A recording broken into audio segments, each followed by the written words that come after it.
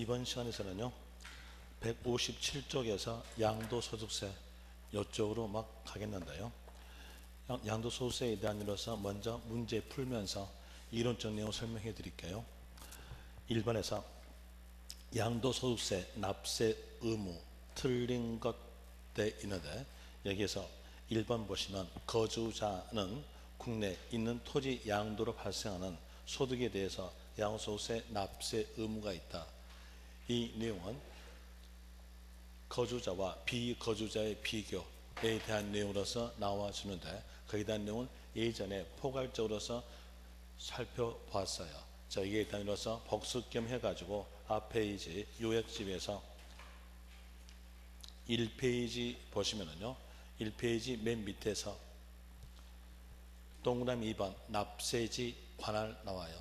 여기서 문장을 쭉 가볼 때 납세지 아니면 관할 이 말이 나왔다면 해당된 세금에 대한 내용이 국세인가 지방세인가 보고, 해당 세금이 국세였다면 그때는 사람 나옵니다. 사람으로서 거주자, 주소지, 관할, 세무서 이렇게 나오는데, 국세였음에도 불구하고 비거주자 이렇게 나왔다면 그때는 비거주자는 국적은 따지지 않으나 주로 외국 사람에 대한 내용으로서 이때는 주소지가 없음으로써 물건 나옵니다. 그 물건에 대한 일로서 국내 사업장 소재지 이렇게 나오게 되고요. 지방세 했다면 그때는 물건 나오면서 소재지 이렇게 나오게 되는데, 여기에서 거주자와 비거주자의 비교에 대한 내용이 뒷페이지 오른쪽 칸 보시면 나와 있죠. 거기에서 거주자에 대한 내용은 국내에 주소를 두거나 1년 이상 국내에 주소를 두거나 183일 이상 거소를 둔 자가 거주자에 대한 내용으로서 국적은 따지지 않으나 국내에 주소를 있다고 했으니까 이때는 주로 우리나라 사람이에요. 주로 우리나라 사람이니까 여기에 대해서는 국내, 국외 모든 소득에 대해서 납세 의무를 부여하는데, 국외 소득에 대해서 납세 의무가 있는 거주자는 국내에 5년 이상 주소를 둔 자입니다. 이거 기억하세요. 국내에 5년 이상 주소를 둔 자다. 요 숫자 5년 기억하시고요. 그리고 비거주자는 국내에 주소를 두지 아니하거나 183일 이상 거소를 두지 아니한 자로서 주로 외국 사람이에요.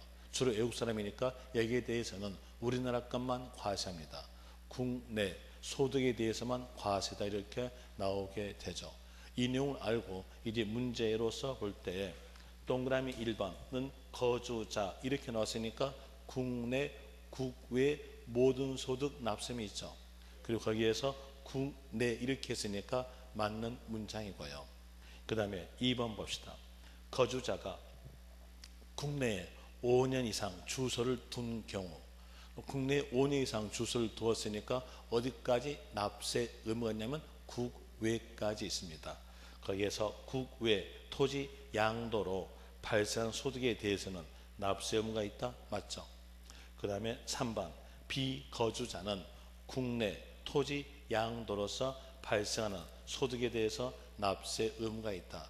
비거주자니까 국내에 대해서 납세가 있다. 맞고요. 4번 비거주자는 국외 건물 양도에 대해서 납세 의무가 있다. 틀렸죠?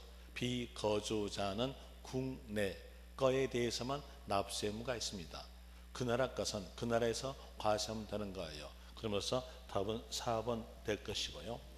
5번에서 출국일 현재 국내 1주택을 보유하고 있는 1세대가 해외 이주로 출국일로부터 2년 내 동주택을 양도로 인하여 발생한 소득에 대해서는 양도소득세 비과세한다로 되는데, 양도소득세 비과세에 대한 내용으로서는 넷 중에 하나입니다.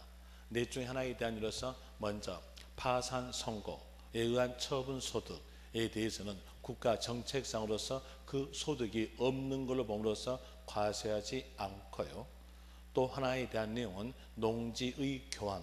농지 교환은 보고 들으시려면은 페이지에 대한 이로서 요약집에서 몇 페이지 보시면 되냐면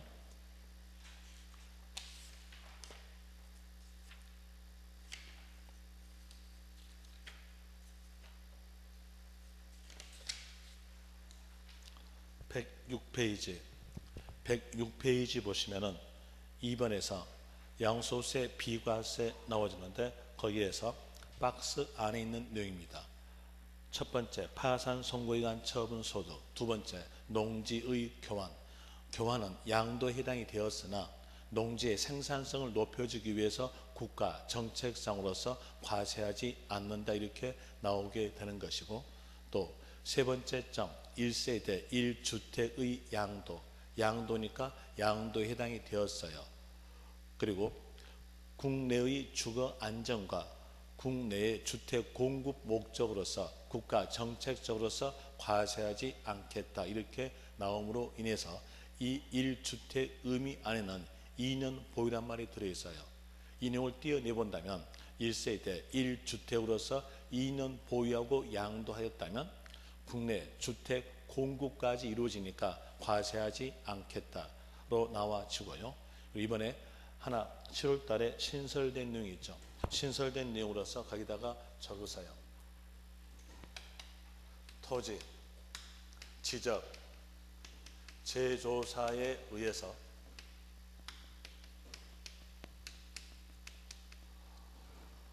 공부상 면적이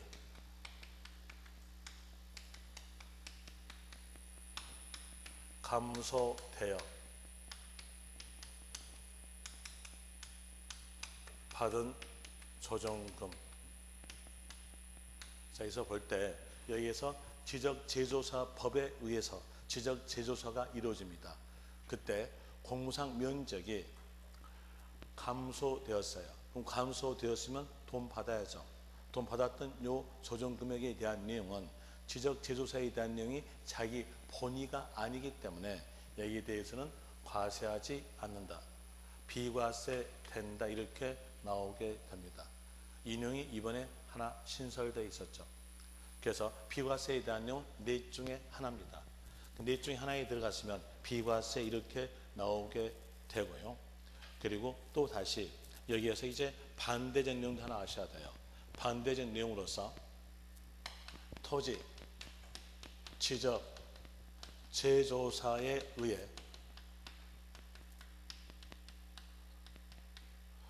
공무상 면적이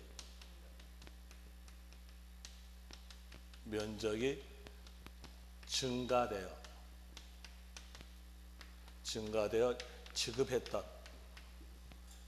지급된 조정 금액. 여기에 대한 내용을 볼 때 여기에서 이제 공무상 면적 얘기는 증가됐어요. 증가됨으로써 이제 증가된 만큼의 돈을 줘야 되겠죠. 돈을 줍니다. 돈을 줬을 때 이 돈 준 금액에 대한 내용은 필요경비에 넣지 않습니다. 필요경비에서 제외된다. 취득가액에 제외된다 이렇게 나와져요. 필요경비에 제외. 이거 하나 기억하십시오. 여기에 대한 내용은 분명히 여러분들이 딱 보게 되면은요, 이건 알 수 있어요. 어차피 지적제조사에 대한 내용은 자기 본의가 아니기 때문에 거의 면적이 감소되어 받은 조정금은 당연히 비과세 될 것이다 라고 여러분들이 알고 있는 겁니다. 상식적 내용으로서 알 수 있는 건데, 문제는 여기입니다. 여기에 대한으로서 여기에서 지급했던 조정금액이에요. 어느 때?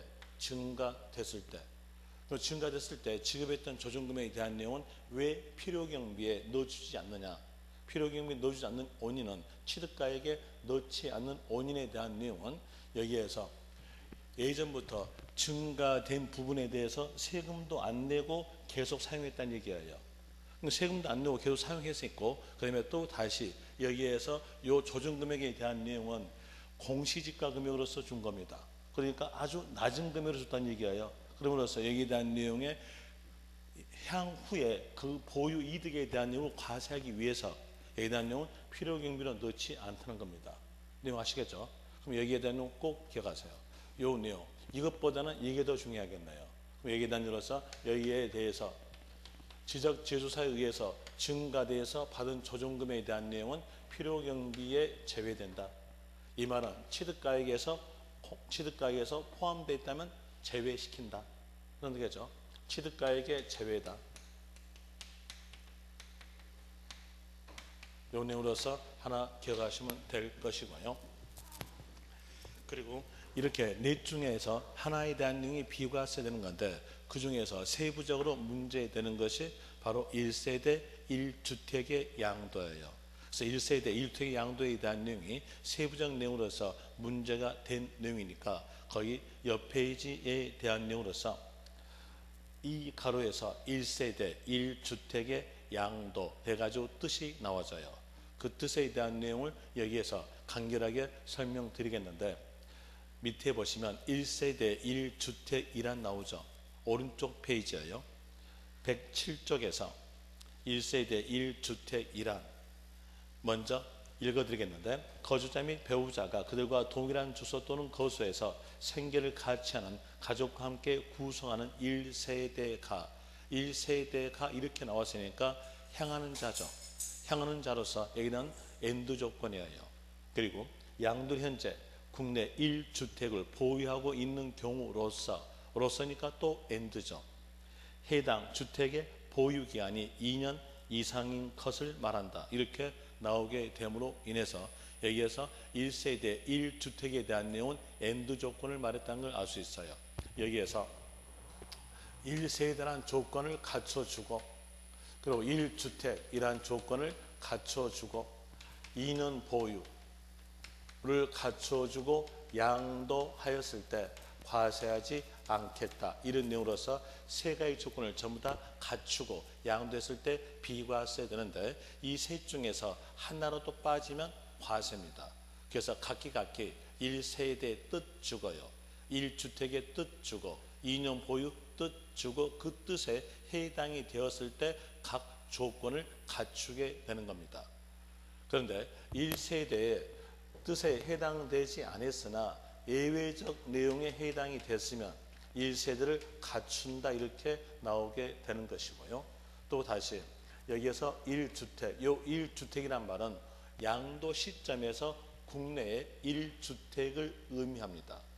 그러면 양도 시점에서 2주택이었다고 한다면 여기에 대한 내용은 1주택 뜻에 들어가지 않았음으로써 과세됩니다. 그런데 2주택이었으나 1주택으로 보는 경우가 있어요. 그 내용을 1주택의 특례라 그래요. 2주택 특례에 대한 이로서 2주택에 해당이 되었으나 1주택으로 보는 경우, 이 내용이 바로 1주택의 특례에 대한 내용으로서 여기에 들어갔으면 1주택으로 본다는 거예요. 그런데 2주택에 대한 내용이 여기에 들어가지 않았다면 그때는 과세된다, 이런 내용으로서 나오게 될 것이고, 그리고 2년 보유에 대한 내용으로서 이제 소유만 하고 1주택으로서 팔았으면 비과세 되는 건데, 거주 관계 없으나 조정지역에 들어갔어요. 조정지역에 해당됐다고 한다면 그때는 2년 보유 기간 중에 2년 거주까지 갖춰줘야 2년 보유된 걸로 본다, 이렇게 나오게 됩니다.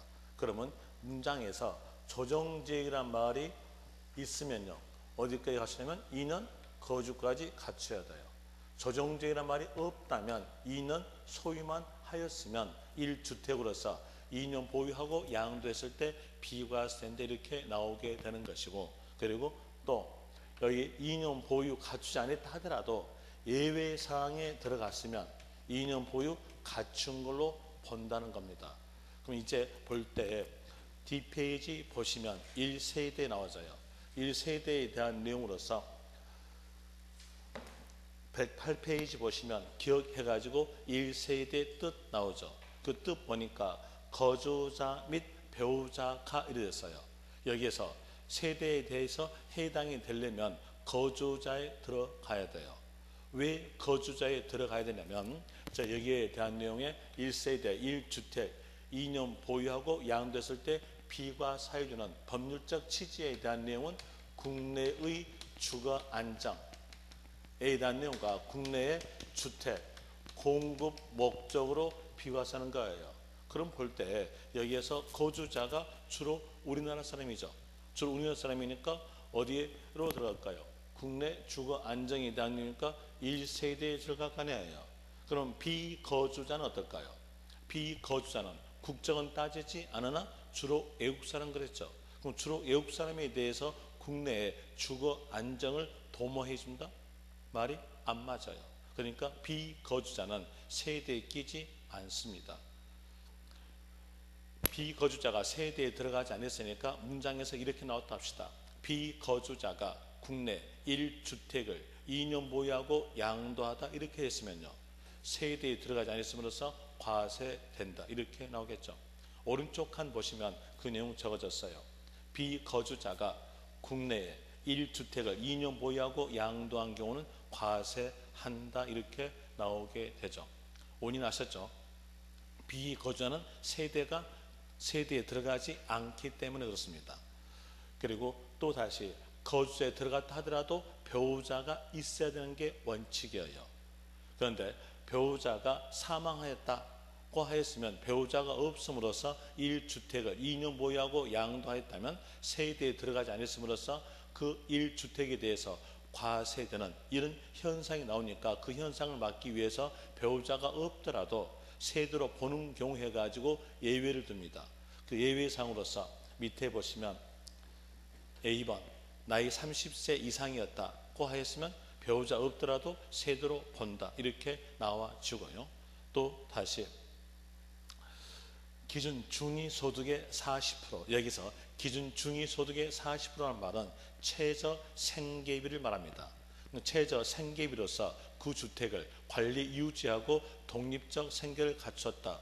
배우자 없이 최저 생활비로서 혼자 잘 살고 있어요. 여기에 대한 내용도 마찬가지로서 배우자 없으나 혼자 잘 살고 있으니까 세대로 본다 이렇게 나와지고, 배우자 사망, 이혼에 대한 내용도 세대로 본다 이렇게 되는데, 거기에서 조심하실 점, 미성년자 나왔어요. 미성년자는 세대로 보지 않습니다. 또 다시 미성년자의 결혼 이렇게 나왔어요. 미성년자가 결혼하였다면 배우자 있죠. 그러면서 그때에 대한 내용은 배우자 있는 경우로서 세대로 봅니다. 그리고 박스에서 문장에서 포인트한 단어만 집어줄게요. 박스에서 부부 이 말 나왔다. 그럼 그 단어 보자마자 끝말 가세요. 끝말은 동일 세대다. 부부 나왔으면 동일 세대. 박스에 적어졌어요. 만약에 부부에 대해서 각각 다른 세대다 이렇게 나온다면 그 말은 틀려요. 그래서 부부 나왔으면 동일 세대 아시면 될 것이고요. 그리고 또 여기에서 이렇게 해서 1세대를 갖췄다고 가정해요. 가정하였으면 이제 두 번째 1주택을 갖춰야 돼요. 자, 먼저 1주택의 뜻에 대한 내용은 이 가로에 나와졌어요. 양도 시점에 국내에 1주택을 의미합니다. 양도 시점에 국내 1주택으로서 1주택 앞에 국내 이 단어가 붙은 원인이 있어요. 원인에 대한 내용은 이거죠. 국내의 주택 공급이에요. 국내 주택 공급이니까 국내 이 말이 무슨 얘기예요. 그럼 여기에서 볼 때 국외 주택은 국내 주택 공급과는 관계 없죠. 그러면서 국외 주택은 주택수에 포함되지 않고 과세된다 이렇게 나오게 됩니다. 자, 거주자로서 국내 5년 이상 주소를 둔 자였으면 국외 소득까지 납세 의무 있다겠죠. 그러니까 세대가 거주자에 해당됐음으로써 국외 주택에 대한 내용은 주택수에 포함되지 않고 과세다 이렇게 나와져요. 이제 그 내용을 알고 있으면 여러분 스스로가 응용까지 가능해요. 응용하여 볼 때 문장이 이렇게 나왔다 합시다. 1세대가 국내 1주택과 국외 1주택을 각 2년 보유 후에 국내 주택을 양도시는 2주택으로서 과세된다 이렇게 나왔다 합시다. 어떨까요? 이건 틀린 거예요. 여기에서 1세대 갖췄죠. 갖추고 그리고 국외 주택은 주택수에 포함되지 않는다 했으니까 국내 주택이 1주택 그리고 2년 보유했으니까 여기에 대한 것은 비과세나겠죠. 이렇게 되어야 됩니다. 그래서 이제 응용까지 다 해드렸어요. 여기서 아는 것은 국외 주택은 주택수에 포함되지 않고 과세된다로 아시면 되고, 그리고 양도 시점에서 국내 1주택이니까 국내 1주택 여부의 판단은 양도 시점 판단입니다. 그 내용으로서 나대지로 양도하다 이랬으면 양도 시점에서 주택이 아님으로써 과세됩니다. 상가 건물을 양도하다 이랬으면 양도 시점에서 주택이 아니니까 과세된다 이렇게 나오게 되는 것이고요. 그리고 이 내용을 가지고 또다시 응용해 볼 때에 1세대가 상가를 3채 그리고 아파트를 1채 그리고 콘도미니엄 회원권을 하나를 각 2년 보유 후에 아파트를 양도하였다 이렇게 나왔으면 1세대 갖췄죠. 상가는 주택 아니고요. 또 콘도형권도 주택이 아님으로써 양도 시점에서 1주택 2년 보유했으니까 비과세되는 이런 내용으로서 응용까지 되는 겁니다. 그래서 양도 시점에 국내 1주택이다 이런 내용으로서 나옴으로 인해서 법에서는 주택의 뜻을 적어줘요. 주택의 뜻에 대한 내용은 상식입니다. 상식으로서 늘 주거용 건물에 대한 내용이 주택인데 세법에 따라가요. 세법에 따라가면서 사실상으로서 판단합니다. 세법은 사실과세니까 사실상 판단이다. 이제 포인트 잡는 것은 사실상 판단 여기다가 포인트를 잡아야 되고요. 그리고 주택이란 단어 안에는 토지를 포함한다는 내용이 들어있어요.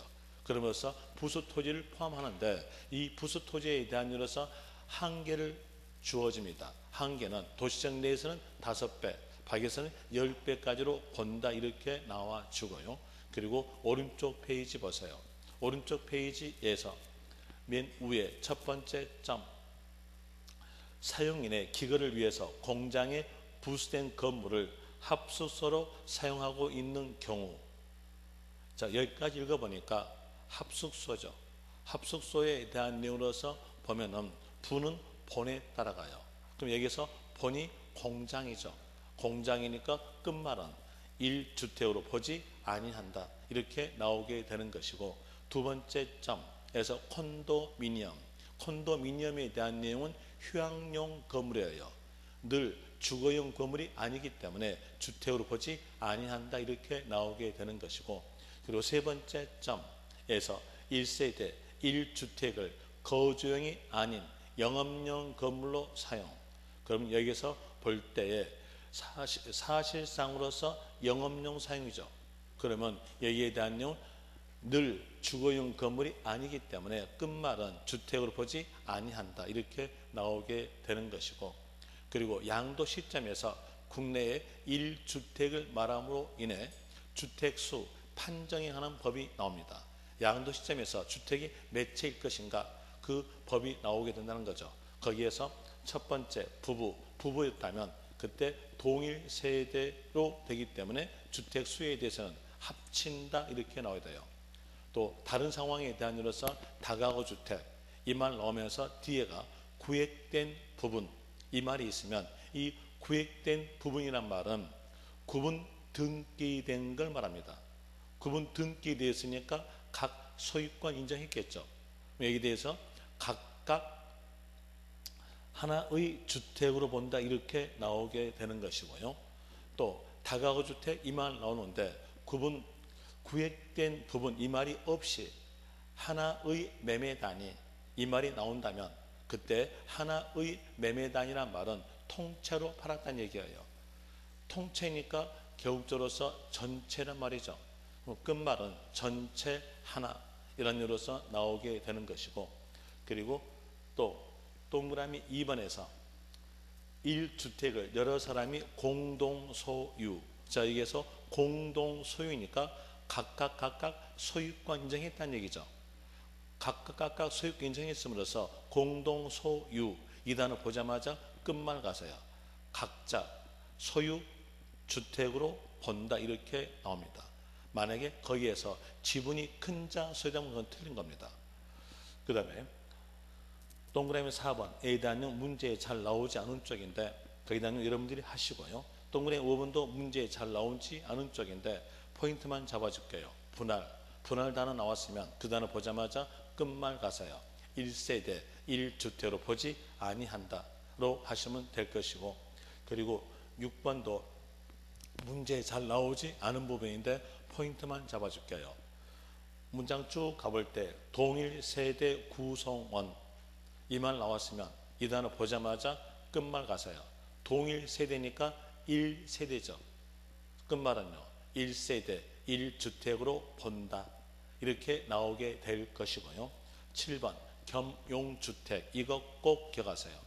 겸용주택에 대한 내용으로서는 주거와 주거 외 용도가 같이 있는 주택에 대한 내용이 바로 겸용주택으로서 주택에 대한 내용으로서는 원칙으로서 주거 부분만 주택이에요.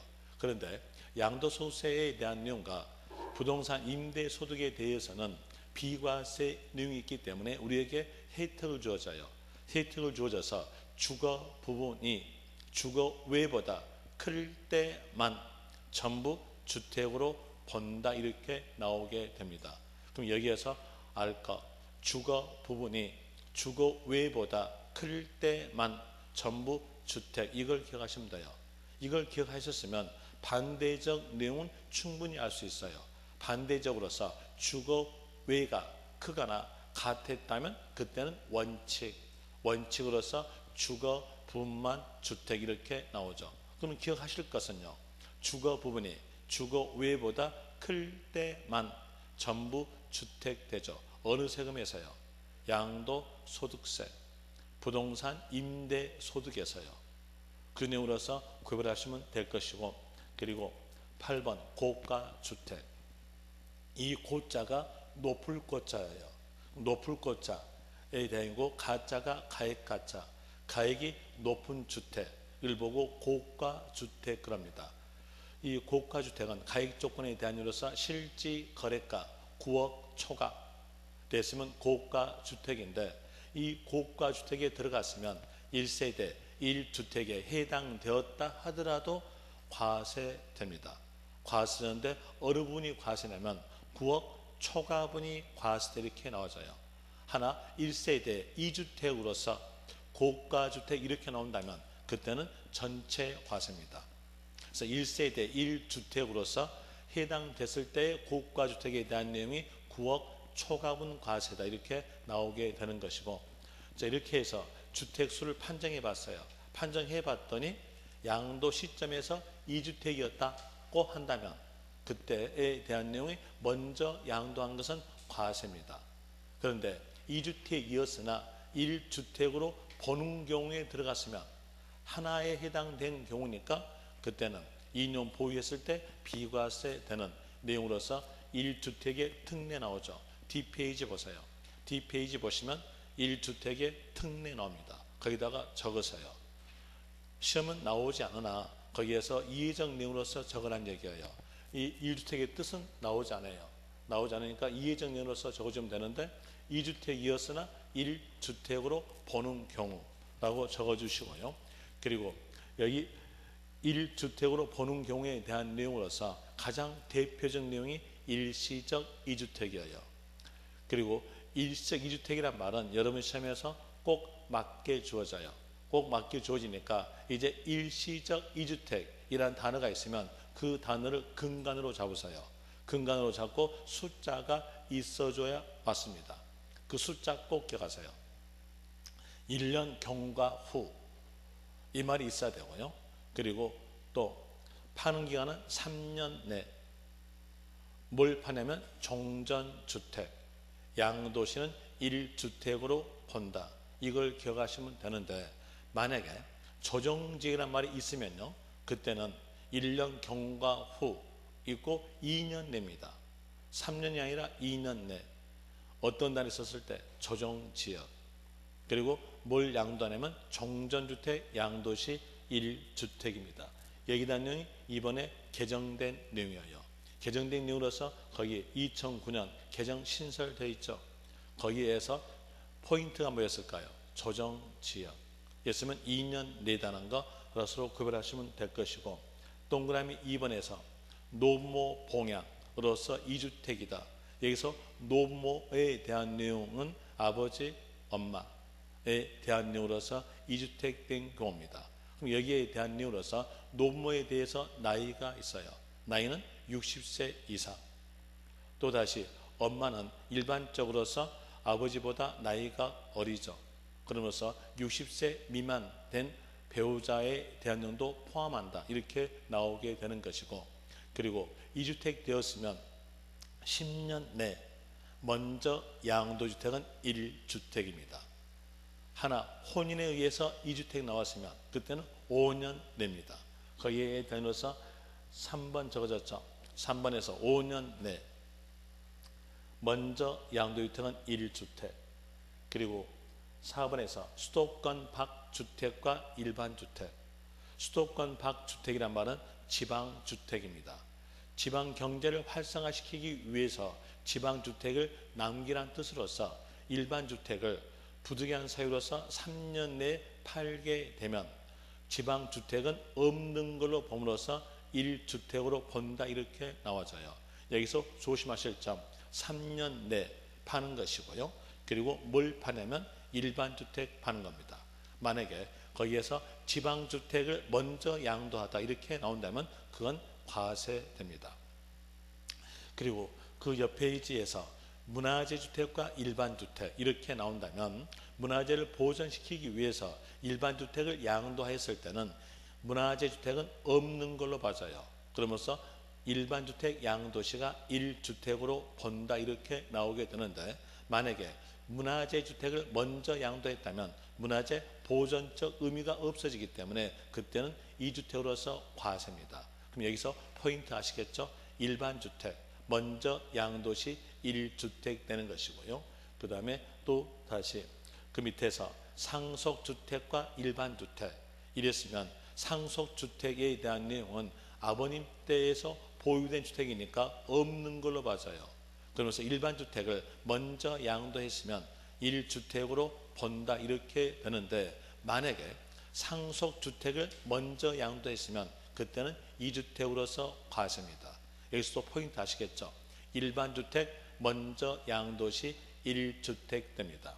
그리고 그 밑에서 농어촌 주택과 일반주택 이렇게 나왔을 때 농어촌을 보육성하기 위해서 농어촌을 남기란 뜻으로서 일반주택을 먼저 양도했으면 농어촌 주택은 없는 걸 봄으로써 1주택 됩니다.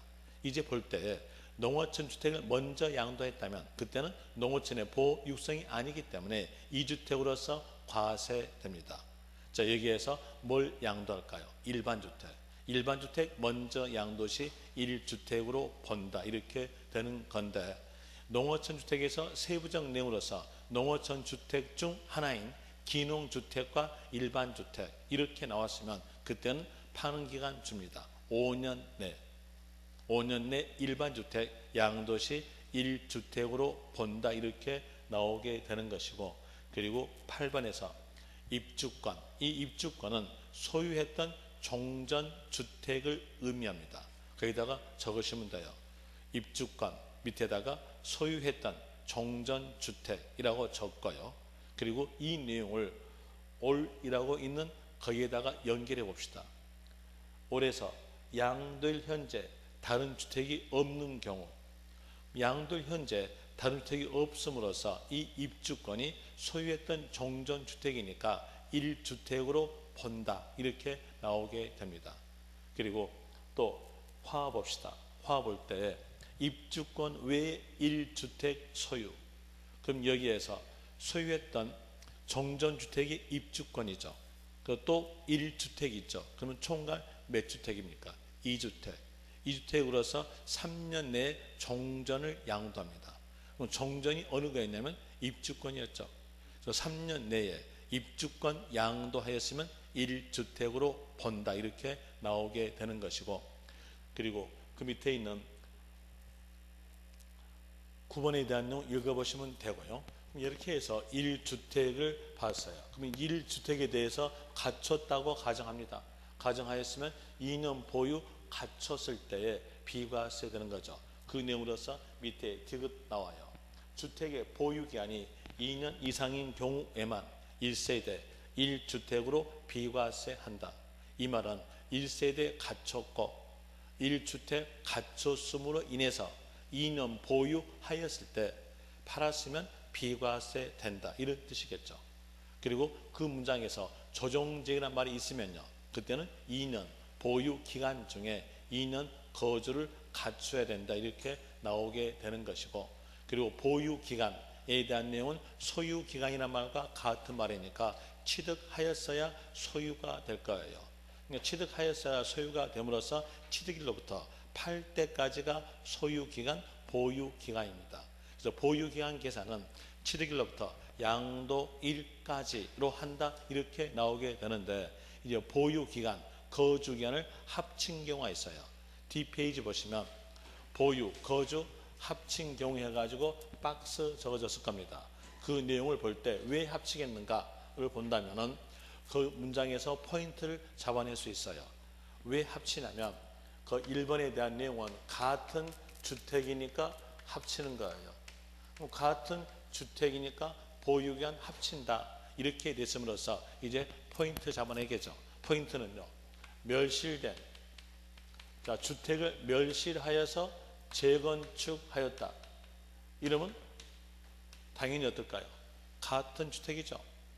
멸실된 주택과 재건주택이 같은 주택이니까 보유는 어떻게 하겠다? 합친다. 이렇게 나온다는 얘기예요. 그래서 같은 주택이다 이것만 알았으면 1번에 대한 내용에 포인트 잡아내겠죠. 멸실된 주택과 재건축한 주택의 보유기간 통산된다 이렇게 나올 것이고, 2번에 대한 내용도 볼 때 2번에 대한 내용은 같은 사람이에요. 같은 사람이니까 합치는 거예요. 그러면 거기에서도 포인트 잡아내겠죠. 같은 사람이니까, 자, 여기에서 비거주자가 국내에 6개월 이상 삶으로써 거주자로 전환됐어요. 그러면 어떻습니까? 같은 사람이죠. 같은 사람이니까 여기도 어때요? 보유기간 합친다 이렇게 나오게 되는데, 이것만큼은 보유 3년입니다. 이것만큼은 보유 3년이다. 그럼 왜 여기에서 3년이나 숫자가 나왔겠는가를 볼 때, 비거주자에서 거주로 전환됐을 때 여기서 1년 먹어요. 6개월 이상이니까 여기서 1년 먹고 여가 몇 년이에요? 2년 보유. 그럼 총괄 몇 년? 3년. 이것만 3년입니다. 이것만 3년. 비거주자에서 거주로 전환 나왔으면 이것만 몇 년이다? 3년이다. 라는 일로서 아시면 될 것이고, 그리고 또 동일 세대이니까, 같은 세대이니까 합칩니다. 그런데 같은 세대에 대한 내용은 상속에서만 합치는 거예요. 상속에서만 합친다. 그러면 거기에 대해서 3번에 한 문장으로서 2줄 나오는데 그 2줄을 다 외울 수가 없으니까 단어만 찾게 하세요. 상속 단어에다가 동그라미, 그리고 그 줄 끝 가보시면 동일 세대 나오죠. 거기다가 동그라미. 상속 단어와 동일 세대 두 단어가 다 있으니까 끝말은요, 보유기간 통산. 통산이란 말과 합산이란 말은 내용이 의미적 내용으로서 다르는데 그냥 같다 생각하세요. 그 의미적 내용의 다른 점은 여러분 시험에서 안 나오니까요. 이렇게 해서 2년 보유를 갖췄다면 1주택으로서 비과세 되는데, 여기 예외적 내용에 해당이 되었으면 2년 보유 갖추지 않았다 하더라도 2년 보유 갖춘 걸로 봅니다. 그런데 그 예외적 내용이 문제 잘 나온 쪽으로서 한 문장으로서 법전에서 6줄, 5줄이에요. 그 내용을 전부 다 외울 수 없으니까 그래도 포인트만 잡으세요. 문장을 가볼 때 건설 임대주택. 자, 건설 임대주택은 5년 거주하고 취득하는 것이 일반적이죠. 5년 거주해서 취득하고 2년 보유하고 팔게 되면 총괄 7년 걸려요. 너무 길게 걸리니까 건설 임대주택에 대해서는 5년 거주만 하였으면 2년 보유된 걸로 본다는 내용으로서 법률적 취지예요. 그럼 이제 여기에서는 볼 때 건설 임대주택 이 말이 나오고 5년 거주 이 말이 나왔으면 그 문장에 대해서는 2년 보유된 걸로 본다 하시면 되겠죠. 그 다음에 B번에서 수용에 대한 내용은 기간이 길죠. 기간이 기니까 수용 단어 자체로서 2년 보유된 걸로 본다는 겁니다. 그래서 문장에서 수용단은 나왔으면 이인용 보유된 걸로 본다 하시면 되는데, 거기에서 수용되고 난 후에 잔존주택에 대해서는 5년이라는 숫자가 있으나 그 숫자는 여러분 시험에서 맞게 줄 거니까 그건 버리고 수용단을 보자마자 이인용 보유된 걸로 본다 하시면 됩니다. 그 다음에 또 다시 시에서 해외 이주, 해외로 떠났으면 빨리 팔아야 되겠죠. 빨리 팔아야 되니까 파는 기간 주어져요. 파는 기간은 출국일로부터 2년 내 양도입니다. 그래서 해외 이주 이 말이 있으면 출국일로부터 2년 내 양도 이 말이 있어야 되는 것이고요. 그리고 또 D번에서 국외 거주 이 말 나오죠. 이 말 나오니까 뒤에 뭐가 있을까요? 해외 이주니까 출국일로부터 2년 내 양도 이 말 나오게 되겠죠. 그리고 부득이한 사유입니다. 부득이한 사유에 대한 이유로서는 치약상, 근무상, 요양상 이 사유에 해당이 되었으면 1년 거주란 말이 있어줘야 2년 보유된 걸로 본다 이렇게 나와져요. 그럼 거기에서 포인트 아시겠죠? 1년 거주, 그리고 부득이한 사유는 치약상, 근무상, 요양상 됩니다. 조심하실 점 사업상 아니에요. 공법에서는 주택법에서 사업상이 나오겠으나 거의 2년 보유에 대한 예외사항으로서는 근무상, 요양상, 치약상이지 사업상이 아니다는 거, 그 내용을 조심하시면 됩니다. 그리고 또 치약상, 근무상, 요양상이 나왔다 하더라도 1년 거주 이 말이 있어줘야 2년 보유된 걸로 본다 이렇게 되는 거예요. 여기에 대한 내용이 비과세에 대한 내용이니까 이제 이 내용을 알고 문제하고 맞춰봅시다. 맞춰볼 때 문제집 157쪽에서 5번에서 거기에 약간 가니까 1주택 나왔죠. 그 다음에 그 옆에 1세대가 나왔죠. 문제집입니다. 그럼 1세대 갖췄고 1주택 갖췄죠. 뭐만 갖추면 될까요? 2년 보유만 갖추면 돼요. 2년 보유란 말은 없으나 어떤 말이 있어요? 해외 이주 이 말이 있죠. 해외 이주 이 말이 있으니까 거기에서 빨리 팔아야 되겠죠. 출국일로부터 2년 내 양도하였음으로써 2년 보유 갖춘 걸로 봅니다. 그러면 1세대 1주택 2년 보유 갖췄으니까 끝말은요 비과세 된다 이렇게 나오게 되겠죠. 그 다음에 D페이지에서 3번 보는데 양소세 과세 대상이 아닌 것, 여기에 대한 내용은 양도냐 양도 아니냐 거기에 대한 내용의 문제예요. 그래서 양도냐 양도 아니냐에 대한 이유로서 전반적으로서 살펴드리겠는데, 요약집 페이지에 대한 내용으로서 시간이 없으니까 빨리빨리 합시다. 101페이지에 펴시면 돼요. 101페이지에서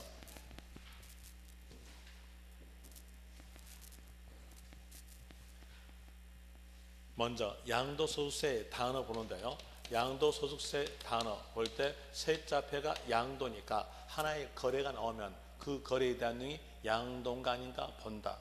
그리고 양도에 해당이 되었다면 소득이 있었을 때 과세다. 이게 바로 양도소득세예요. 그래서 제일 먼저 보는 것은 양도냐 양도 아니냐에 대한 내용을 본다 뜻으로서 법전에서는 양도의 뜻을 적어줘요. 양도의 뜻에 대한 내용은 과세 대상물에 해당이 되고 대가를 받고 사실상으로서 상대편에게 소유권이 이전되었다면 양도다 이렇게 나와집니다. 이 세 가지 조건을 전부 다 갖췄을 때 양도입니다. 이 세 가지 조건 중에서 하나라도 빠지면 양도가 아니에요. 예를 들어서 토지를 무상으로 소유권 이전되다 이랬으면 대가성 있는 거래가 빠졌죠. 그러면서 그것은 양도가 아님으로써 다른 세금이 적용됩니다. 다른 세금에 대한 이유로서 상속세, 증여세가 적용이 되는 것이고, 또 토지를 유상으로 취득하다 이렇게 나왔으면 그때는 유상거래였으나 사실상 소유권 이전이 아니기 때문에 양도가 아님으로써 양도소득세에 적용되지 않고 다른 세금 적용됩니다. 다른 세금은 취득세가 적용된다 이렇게 나오게 되는 것이고, 또 토지가 수용되다 이랬으면 토지 물건 들어가지고 수용됨으로써 그 토지의 소유권은 국가 또는 지방자치단체에게 소유권 이전되는 것이고 보상금 받습니다. 대가 받고 소유권 이전됐으니까 양도다 이렇게 나오게 됩니다. 그럼 이제 이 세 가지를 전부 다 갖춰줘야 양도인데 여기에서 대가 받고 사실상 소유권 이전 요 내용을 여러분 쓰는 말로서 간결하게 말한다면 팔다입니다. 팔다인데 무엇을 팔았냐에 따라 가지고 장사냐 아니면 양도냐 이렇게 구별이 돼요. 물건 따라서 구별한다는 얘기예요. 자, 물건에 대한 내용이 판매 목적이었어요. 판매 목적의 자산을 보고 저희들은 상품 그래요. 상품을 팔았다 이랬으면 이때에 대한 내용은 장사죠. 상품 팔았으니까 장사에 대해서 사업소득으로서 다른 소득과 합쳐서 종합소득세로서 과세됩니다. 양도소득세는 다른 소득과 합치지 않고 혼자 따로 과세다 라는 의미로서 구분과세예요.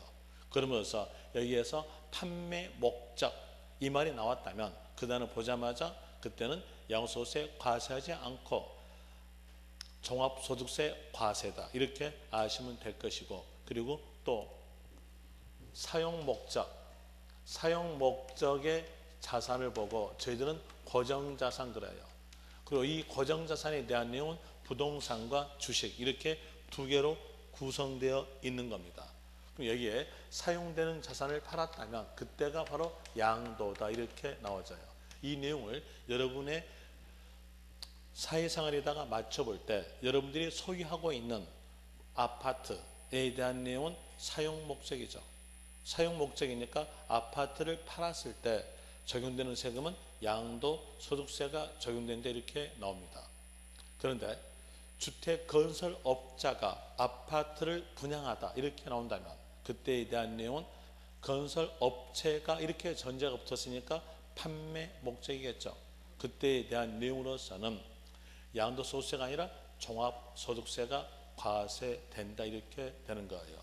제가 아파트 이랬으니까 벌써 사용 목적인지 아시잖아요. 그러면 부동산 이렇게 나오던 사용 목적에 단위로서 알 수 있을 거예요. 그런데 부동산 앞에가 판매 목적이라는 단어가 있으면 그때는 양도소득세가 아니라 종합소득세 과세다 이렇게 하시면 되고요.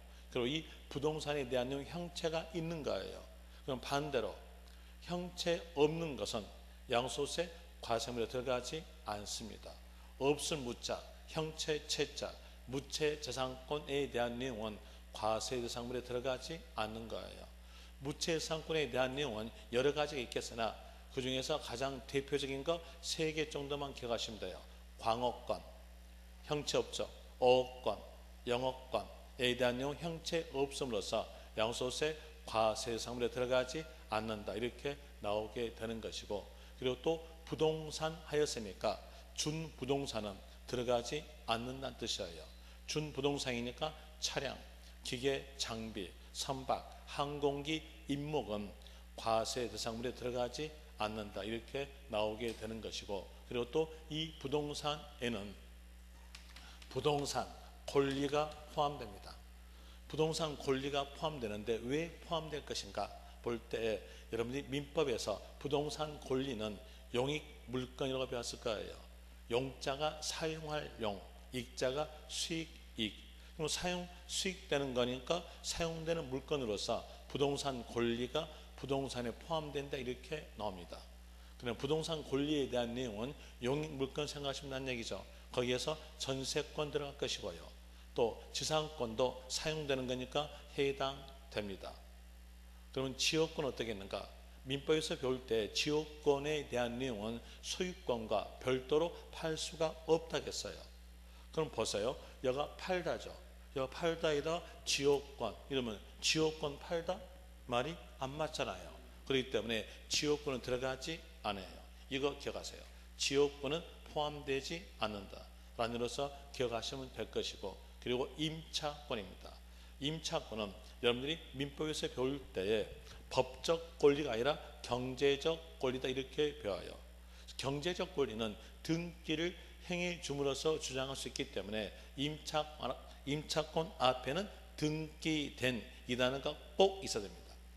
만약에 임차권 앞에 등기된 이 단어가 없으면 그 문장은 틀린 겁니다. 자, 거기서 임차권 앞에다가 등기된 이 단어에다가 동그라미 치면 돼요. 그럼 이제 예를 들어 볼 때 점포 임차권 이렇게 나왔으면요, 물건에 포함되지 않는다라는 의미로서 될 것이고요. 그리고 이 부동산 권리에는 부동산 취득 권리가 포함돼요. 부동산 취득 권리가 포함되는데 부동산 취득 권리는 글자 그대로입니다. 글자 그대로 부동산을 취득할 수 있는 권리예요. 그렇기 때문에 아파트 분양권 들어갈 것이고요. 또 다시 재개발, 재건축, 입주권도 들어갑니다. 그리고 채권에 대한 내용인데 이 채권 내용 조심하세요. 일반적으로 채권은 상환자가 없다 하더라도 만기 때 현금으로 상환받습니다. 그래서 일반적 채권은 상환자가 안 묻는 건데 특수한 경우에서 상환자가 붙은 경우가 있어요. 그 경우는 상환 앞에 있는 단어로서 상환하겠다는 뜻입니다. 자, 문장이 이렇게 나왔다 합시다. 주택, 상환, 채권. 이랬으면 만기 때 주택으로 상환하겠다는 거예요. 그러면 여기에 대한 내용은 주택을 취득할 수 있는 권리로서 부동산 취득 권리에 들어갑니다. 이제 구별점 찾아냈나요? 구별점에 대한 내용으로서 채권 앞에는 상환이란 단어가 있고요. 그리고 부동산이 나왔다면 부동산 취득 권리예요. 하나, 채권 앞에 상환이란 단어가 없이 부동산 나왔다면 그때는 현금 취득 권리로서 양도세 과세 대상물에 들어가지 않는다. 이런 내용으로서 구별하시면 아주 쉽게 구별됩니다. 예를 들어서 토지, 상환, 채권 이렇게 나왔으면 부동산 취득 권리 들어가는 것이고, 또 예를 들어서 토지, 보상, 채권 그랬으면 채권 앞에가 상환자 없죠.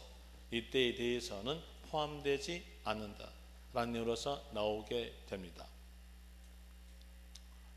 그리고 또 아파트 당첨됐으면 계약금을 지급함으로써 그 아파트를 양도할 수 있는 권리가 발생되는 거예요. 그렇기 때문에 이 내용이 바로 부동산 취득 권리에 대한 내용으로서 이렇게 표현되죠. 계약금만 지급 상태에서 부동산을 양도할 수 있는 권리에 대한 내용도 부동산 취득 권리에 들어간다 이렇게 나오게 되는 것이고, 그리고 또 당첨이 확정된 주택 청약 예금, 당첨이 확정됐으니까 여기도 마찬가지로서 부동산 취득 권리에 해당된다 이렇게 나오게 됩니다. 그리고 주식 쪽인데 주식에 대한 이유로서 상장 주식은 증권시장을 육성하기 위해서 소액주주는 과세하지 않고 대주주만 과세입니다. 상장법인 이렇게 나왔다면 대주주만 과세. 비상장 주식, 장외거래에 대한 내용은 증권시장 육성과는 관계가 없기 때문에 그때는 대주주, 소액주주 다 과세. 비상장 이만 나온다고 할지 장외거래 이 단어 있으면 대주주, 소액주주 다 과세된다. 그리고 주식에서 흘러나오는 파생상품 들어갑니다. 그리고 마지막으로서 기타 자산인데요. 자, 이 기타 자산에 대한 내용으로서 4개 들어있어요. 4개 들어있는데 주식이 나오면서 거기에서 부동산에 대한 내용의 숫자가 나온다. 80, 50 이런 숫자가 나온다면 여기다 기타 자산 하시면 돼요. 그리고 여기에 대한 숫자는 다 맞게 주니까 외울 필요 없어요. 외울 필요 없고 여기에 대한 이로서 주식 나오면서 숫자가 나오면 여기에 대한 기타 자산으로서 맞는 문장이다 이렇게 하시면 돼요. 그게 더 편하겠네요. 그리고 2개를 더 기억하시는데 2개 더 기억할 것이 영업권이에요. 이 영업권 앞에다가 형체를 만들어 주면은 기타 자산입니다. 형체 만드는 것은 간단해요. 앞에다가 고정자산과 함께 이렇게 하시면요, 형체 만들었죠. 부동산과 함께 이렇게 나오면요, 여기도 형체 만든 거예요. 그래서 형체가 만들어진 영업권은 기타 자산이다. 하나, 형체가 없이 단순하게 영업권 이렇게 나왔다면 여기다 내용 과세 대상으로 들어가지 않는다. 왜? 무채재산권이니까. 이런 이유로서 되는 것이고, 그리고 기타 자산에 대한 내용으로서 시설물의 명칭은 따지지 않고 일반인보다 싸게 배타적으로 이용할 수 있는 권리, 해운 형태로서 배타적으로 일반인보다 싸게 이용할 수 있는 권리에 대한 내용이 기타 자산인데, 그 내용의 문장이 한 문장으로서 넋줄여요. 그걸 전부 다 외울 수가 없으니까 단어만 아시면 돼요. 이용 단어 있으면 기타 자산 하세요. 또 회원권 이 단어 있으면 기타 자산 하시면 돼요. 주주 회원권 어떨까요? 회원권 단어 있죠? 해당이 되는 겁니다. 이 내용이 바로 과세 대상물이에요. 그럼 여기에서 과세 대상물에 해당됐다고 가정을 하고요. 이렇게 넘어가는데 먼저 문제를 풀어줄게요. 문제 푸는데 문제에 대한 내용으로서 158페이지에서 3번 문제, 3번에서 양도소득세 과세 대상이 아닌 것에 대한 내용으로서 1번 건물과 함께 영업권, 영업권 앞에 형체 만들었죠. 함께 있으니까 그 내용으로서 1번은 과세물의 기타 자산으로서 들어가고요. 2번에 대한 내용 곧 설명될 건데 여기에 대한 내용 먼저 단어부터 짚을게요. 환지처분. 이 환지처분 이 단어 보자마자 양도가 아니다 가세요.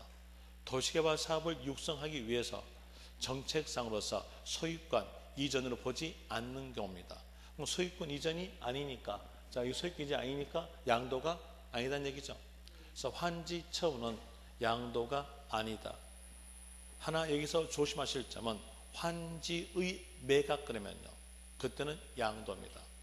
환지의 매각은 양도. 환지를 파는 것은 언제 파냐? 도시개발 사업이 끝난 후에 파는 게 일반적이에요. 그러면서 도시사업 관계없기 때문에 환지의 매각은 양도됩니다. 그리고 또 여기를 통해서 하나 더 알 수 있는 것은 보류지의 충당에 대한 내용도 도시개발 사업을 육성하기 위해서 정책상으로서 양도를 보지 않습니다. 하나 보류지의 매각 그러면 그때는 양도입니다. 보류지 충당은 양도가 아니다. 보류지의 매각은 양도다. 이렇게 구별하시면 될 것이고, 그 다음에 3번에서 임차권 앞에 등기된 단어 있죠. 그리고 지상권 과세물 들어가지고 개인이 토지를 법인에게 현물 출자하다. 자, 여기에서 토지 물건 들어갔죠. 그럼 이 토지를 법인에게 출자함으로 인해서 소유권 넘어갔어요. 그리고 법인으로부터 주식, 지분을 받는 겁니다. 받았으니까 대가 썼던 거죠. 그러면서 여기는 대가 받고 사실상 소유권 이전이니까 양도, 이렇게 해당이 되는 겁니다. 이런 내용 알았으면 거의 2번 문제도 풀 수 있어요. 2번 문제 봅시다. 2번 문제에 대한 내용도 곧 설명드릴 내용이 있는데 일단은 단어부터 집어드리고 할게요. 양도소득세 과세 대상이 아닌 것, 기업. 거기에 쭉 가니까 나온 말이 보류지 충당 나왔죠. 그랬으니까 양도가 아니다. 니은에서 거기에 쭉 가보니까 토지 상환 채권 나왔죠. 그럼 채권 앞에 상환자 있죠. 뭘까요? 양도. 그 다음에 디귿에서도 포인트 하나 있어요. 포인트 하나에 대한으로서 분할이에요. 거기에 쭉 가보니까 분할 나왔죠. 분할 나왔으면 여기에 대한 내용은 재산의 변화가 없는 거예요. 재산의 변화가 없는 거니까 양도가 아니다 됩니다. 그런데 조심하실 점으로서 분할 나오고 뒤에든 앞이든 지분 변경이 있다 나왔어요. 그럼 지분 변경이 있다는 것은 재산의 변화가 있는 거예요. 그러면서 그 말이 있다면 양도다. 그 말이 없이 분할 이렇게만 나왔다면 양도가 아니다. 이런 이유로서 구별하시면 됩니다. 거기서 디귿은 양도가 아니고요. 니은은 아시겠죠? 개인이 토지를 법인에게 현물 출자, 양도. 그리고 미음에서 거기에 쭉 가보니까 중간에가 어떤 말이 나오냐면 판매 목적 나왔죠. 그랬으면 당연히 양도가 아니겠죠. 종합소득세 과세입니다. 그럼 여기서 양도소득세 과세 아닌 것 하였으니까 답에 대한 내용으로서는 기업, 디귿, 미음으로써 2번 되겠네요. 4번 보세요. 4번에서 양소세, 과세 대상 자산 모두 고른 것, 기업, 지역권 안 되죠. 그 다음에 니은 임차권 앞에 등기된 단어 있죠. 그리고 디귿에서 건물이 완성된 때에 그 건물과 이에 따른 토지를 취득할 수 있는 권리, 부동산 취득권이 들어가죠. 그리고 영업권 나오고 가로 보니까 고정자산과 분리되어 형체 있어 없어요? 형체 없죠. 없으니까 이 영업권은 무채자산권으로서 과세문에 들어가지 않습니다. 전세권 사용되는 자산으로서 해당되는 거죠. 그러면 거기에서 모두 고른 것 됐으니까 거기에 맞는 거 고른 내용으로서 니은, 디귿, 미음으로서 답은 2번 됩니다. 10분 쉬었다가 또다시 봅시다.